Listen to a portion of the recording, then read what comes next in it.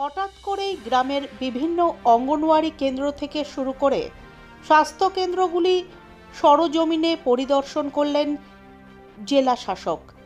মুখ্যমন্ত্রী মমতা বন্দ্যোপাধ্যায়ের নির্দেশে জেলার বিভিন্ন প্রান্তের স্কুল, অঙ্গনওয়াড়ি কেন্দ্র ও স্বাস্থ্য কেন্দ্রগুলি পরিদর্শন শুরু করলেন মালদা জেলা প্রশাসনিক আধিকারিকরা, যার অঙ্গ হিসেবে শনিবার জেলা শাসক নিতিন সিংহানিয়া সহ অন্যান্য প্রশাসনিক আধিকারিকরা মিলে আচমকাই পরিদর্শনে গেলেন হাবিবপুর ব্লকের আইহো কানতুরকা অঞ্চল সহ বিভিন্ন জায়গায়।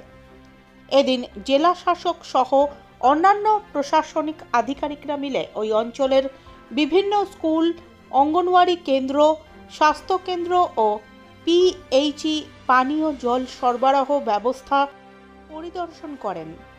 সরকারি পরিষেবা প্রদানে কোথাও কোনো ঘাটতি রয়েছে কিনা তাও খতিয়ে দেখলেন তারা, এবং পরিকাঠামোগত কি অভাব রয়েছে ইত্যাদি নানান বিষয়ে এদিন খতিয়ে দেখেন তারা। পরিষেবা প্রদানে কোনো ঘাটতি থাকলে তা তৎক্ষণাৎ শুধরে নেওয়ার নির্দেশ দেন এদিন জেলা শাসক নিজে।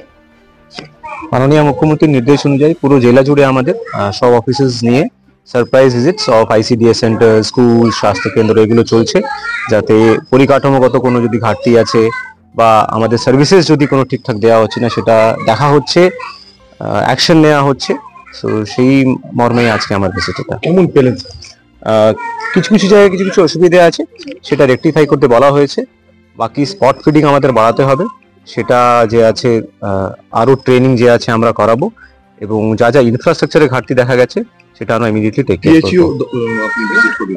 পিএইচই দফতরও এখানে ভিজিট হচ্ছে। এখানে গ্রামে গ্রামে আমরা দেখছি যে কোথায় জল পাচ্ছে না, কি অসুবিধা আছে, জলের কোয়ালিটি টেস্টিং হচ্ছে, সেটাও এখানে দেখা হচ্ছে।